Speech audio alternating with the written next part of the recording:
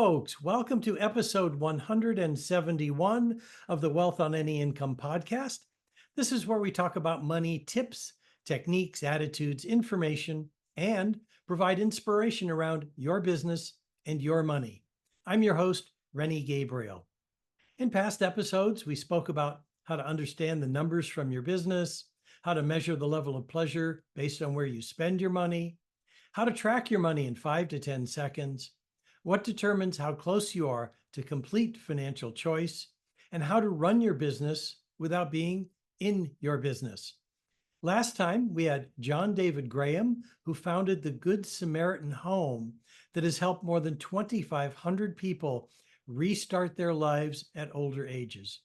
Today, we have as our guest, Michael Whitehouse. Michael is the guy who knows a guy. He creates connections in everything he does, whether it's direct introductions, interactive virtual speaking events, or his dedicated networking event, JV Connect. He's the author of 2 books, The Guy Who Knows a Guy and The View from the Deck, Thoughts on Values, Vision, and Gratitude. Michael, after all this time, I am so happy I'm finally getting to say, welcome to the Wealth on Any Income podcast. Well, I'm glad I finally earned my way onto the show. Yeah, I mean, I love the work that you're doing. So we'll start with some questions. Tell me what you do and why you do it. What do I do and why I do it? I connect people because I like connecting people. Yeah. And I got to say, you are good at it. Yeah. It started with in 2024 when I moved to Groton, Connecticut. I didn't know anyone. I had no job, no business, nothing to sell, but I'm an extrovert. So somebody said, you should go check out this Chamber of Commerce. And I said, okay. So I went to this chamber with nothing. And all I had was the connections of people I'd met. So I leveraged the one thing I had, which made me a really good networker by accident. Because the place where most people go wrong is they're going to sell. You know, they've got something to sell and they want to sell it. I had nothing to sell. I couldn't make that mistake. And it's maybe a mistake that I would have made if I had something to sell, but I didn't. So all I could do was say, well, how can I serve? How can I build relationships? Only thing I got is connections. I started making those connections. This is really cool because within a few months, I'm meeting mayors and CEOs and chairmen of boards, whatever the plural that is. You know, all these chairperson. Yeah, chair peoples of boards and so I realized just how powerful that was and how simple. That's why I wrote the book, The Guy Who Knows a Guy. Anyone can do it. If you know anyone and you've ever met anyone, you can introduce people to each other. And since most people don't do it, it's not hard to become one of the top 10 networkers in your community because no one else is trying. So then people are like, wow, you're so helpful. You're so generous. You're so giving. And I'm like, most of us do it for the accolades. So thanks. Now, did you say you moved there in 2024 this year? No, 2014, 10 years ago. 2014. Oh, now that makes more sense to me. Okay. Yeah. Now, you're aware that I donate 100% of the profits for my books, my programs, and my coaching to animal and veteran charities. Tell me about a particular charity that you support and what they do. So charities. So I'm fairly active with my church, which does a lot of work or donates a lot of money to various causes all around. I was involved in Rotary for quite some time. I had a little, I'll say personal issue with some people in the actual chapter I was in. So I'm not actively involved in Rotary, but I'll certainly will one day reconnect with them. And then a lot of what I do is support various causes and people through making connections. Not necessarily a matter of like specific causes that I'm passionate about, but by making connections, I can support different causes. Actually, there's one NGO I'm working with over in Rwanda who they run like a homeless shelter and schools and IT training and those sorts of things. And they reached out to me to run a summit for them because they want to connect with people on this side of the pond because that's where the money is. And, they're because of exchange rates and whatnot, Americans and Europeans are able to support them in a dramatic way, because it's 5 to 1, 6 to 1 dollars to their currency. So I'm helping them make connections and getting them into our community through summits and networking and whatnot. Oh, terrific. Now, so who are your target markets or target market? So I've actually been thinking about this a lot lately. And, so I used to say entrepreneurs, up and coming entrepreneurs, people trying to figure it out. And that's true. But then I sort of niched it down because last week I ran the Entrepreneur Summit, which is a summit for entrepreneurs who happen to be geeks. Mm-hmm. And I always teach people niches don't limit, they invite. But of course I didn't live that because, it's one thing to say it sounds good, but another thing to be like, this is my niche, because that's kind of scary. At the Entrepreneur Summit, it's an event for entrepreneurs who happen to be geeks. You would think everyone there would be geeky in some way, Star Trek, Star Wars, Lord of the Rings, whatever. About 20% of the people in attendance, when I said, what's your geekiness? About 20% said, well, I don't really have one, but they liked the vibe. Mm-hmm. And that's what I've found is that the geeks are my people. I like hanging out with geeks, but other people like hanging out with geeks too who aren't. So really it is entrepreneurs, especially those who are getting going, but who are quirky, whether it's because they're into Star Trek, Star Wars, Magic the Gathering, Dungeons and Dragons, those kinds of things, or quirky in other ways. People in the LGBTQ community, people who are more spiritual, those sorts of things. So really, it's got a lot of people who dance to the beat of their own drum and follow their own path, and are using entrepreneurship to realize their potential, their unique potential, and who understand why I think Next Generation is better than Picard. Now I think Picard totally messed up those characters. Okay, we started. To give you my geek credentials here, when you say Picard, is that a person or a program? It's a program named after a character. Oh, God. Oh, okay. Thank you. Like a game? No, TV show. Oh, okay. Great. Okay. Yeah. Thank you. So now I've established my geek credentials. Yes. So let me ask you this. This is kind of like a two-part question. And it is, what was your biggest failure, whether personal or business? And I'm sorry, but you only get to pick one. And then what was your biggest insight from that? My biggest failure would probably be the collapse of the game store that I ran, because that's the one I can point to and be like, oh, there's a moment where that one failed. Mm-hmm. So straight out of college, I opened a game store, and it was designed to be a community space that was also a business. And it was wildly successful, except for never making money. And apparently, if a business doesn't make money, even if it's a community space and generates a lot of social good, it still can't keep functioning. So after about 5 years and taking my credit and all my money with it, that collapsed. Now, what we were able to do was convert it into a nonprofit. So it ran from 2008 to 2018 as a nonprofit volunteer leadership, and basically was a self-funded community space. But there were two big learnings from that. One was in that transition process, which is clarity is important when working with groups. In some ways that's duh, but at the other case wasn't obvious. And people will accept anything if you're clear up front. So, I would say, okay, well, people need to be involved. They need buy-in, they need power and whatnot. I have come to realize since then that you can run an event and be like, I am 100% in charge. If you like this, come with me. If you don't, there's the door. And some people are like, I like what you're doing. Sure. Where are we going, Captain? Or you can say this is democratic and we've got a bylaws and a board. We're all equal, and people like that too.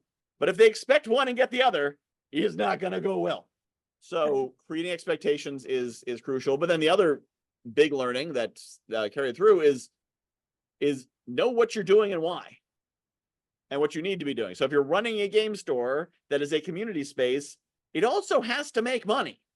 So, yes, the mission was, so I knew the why, the big why, but I didn't look at the how. And the why, it turned into a nonprofit. So the why was big enough to draw it, but it cost me personally a lot to carry that why, because the why was so strong. I didn't think about the how. Yeah. And so you also got to think about the how. So if you're building a community space and it needs $60,000 a year to operate, where are you getting $60,000 a year And are you doing the things to generate that revenue? And are you, so think about, and not to rely on wishful thinking that it'll work out, or we'll just work a little bit harder. Harder for what? So, where are you going? How are you going to get there? And when you look at that ultimate why, that ultimate goal, are the things you're doing, do they actually add up to the goal if they work? Because if they don't, you need to do different things and not wait till you run out of money and say, oh, we run out of money. How could we have foreseen that? And, we lost $500 a month, and then we went through our $50,000 in 10 months. I don't know how that happened. So yeah, that was the biggest learnings. Oh, I get it. And it makes so much sense. I participate in your Entrepreneurial Village program that you do on Fridays. You bring together people, you create relationships. You're definitely the guy who knows a guy. How you do your networking, how do I want to say it, is appropriate for anyone who wants to meet people as opposed to just sell to people. But it sounds like a silly question, but what's the benefit or the goal or the objective or the outcome that people achieve if they follow your advice? Yeah. So the major benefit that you get from doing this is, a lot of times you ask people, what do you need? They say, oh, I need more leads, right? I need more top of funnel activity. And then they're struggling, they're cold calling, and they're not going to mailing, whatever. And you're pulling their hair out trying to do this. And frankly, I learned how to network the way I do at the level I do because I didn't want to do any of that stuff. I didn't want to cold call. And I didn't want to think about building those strategies and what. I just wanted to talk to people. So the major benefit to networking the way I do is it fills the top of the funnel. So yes, I help a lot of people and it's good and benevolent, but it's not altruistic completely. I have a community of people that if I ever figure out what I'm doing, as I do things, I have a community I can turn to and say, hey, could you help me with this? And they say, oh, of course, I'd be happy to. So it's a matter of putting in the deposits in the social capital bank before you try to draw out from the social capital bank. And you meet enough people, and some of them are going to say, oh, I like your new program, or I want to take your new class, or I want to, whatever that new thing, I'm into that. So it's not simply a matter of like, I'm doing good because I'm a good person. It's a matter of I'm doing good because it comes back and it's a fair and equitable exchange. So, I create spaces like the Entrepreneurial Village, which is a free event. But the other thing the Entrepreneurial Village does is it is a valuable event to go to because I bring the people there. And then I get their attention. So when I'm talking about the Opportunity Growth Circle that I'm launching, they're there to listen. When I'm talking about the Foundations Inner Circle, they're there to listen. When I talk about JV Connect, they're there to listen, and they're happy to listen because they like what I'm already doing for them. So it's about creating that value. And that's not just in the events, but the way I do my email list, the way I do social media content, the way I run summits. It's all about creating valuable spaces, valuable information, valuable resources. So when I then make an offer or an invitation or anything like that, nobody minds. A lot of people are like, I don't want to be on a marketing list. Well, I don't do a marketing list. I simply write a letter every day to 3,600 of my closest friends. Yeah, I got to tell you, yours is one of the only emails that I read consistently because they're actually entertaining. Mm-hmm. Yeah. Yep. The trick is that almost every email I write has a call to action at the top part. Usually I slide in one or two more links in the text, and then underneath are 12 more invitations or offers. So every one of those emails has 14 or 15 invitations or offers, but it doesn't feel like an infomercial because it's about value. Yeah, I enjoy reading them. Sometimes I'll only read the first third because that was what was entertaining. And since I don't care if I'm growing a business, I won't read the other invitations. Yep. You have this 9-question thing that helps people clarify what the heck they're up to. Could that be one of the valuable free resources that you provide to the people who are listening to this podcast or watching it on YouTube? It definitely could be. They can go to how can they get it? If they go to guywhoknowsaguy.com/map ebook, which really need to create the new link for that, because when I first created it, it's the 9 foundational questions of business. Because I found so many people were chasing after things that didn't matter, like naming their program. Gotta give your program just the right name, or your lead magnet has to be called just the right thing. When you go there, you'll see the name is ridiculous, like 5 lines long of, I try to think of as many words as possible to vaguely refer to what it's saying. And MAP is Michael's awesome program, which is what I called the opportunity growth circle before I gave it a real name. That's why it's MAP ebook. But Okay. so as a demonstration, I'm like, let me give it a ridiculous name, because the 9 foundational questions are the 9 things you need to focus on. And if you haven't answered these 9 questions, the first 3 are about like values and purpose, the next 3 are about what you're offering, and the next 3 are about how you're selling it and how you're building your audience. If you haven't got those 9 answered, it doesn't matter what you're calling your lead magnet, because nobody's reading it. It doesn't matter, what your logo is, because nobody's buying anything. You got to focus on those foundations first. Terrific. So I'm going to have that link in the show notes so people can just click on it and get that MAP ebook. Fine. Let me ask you this straight out.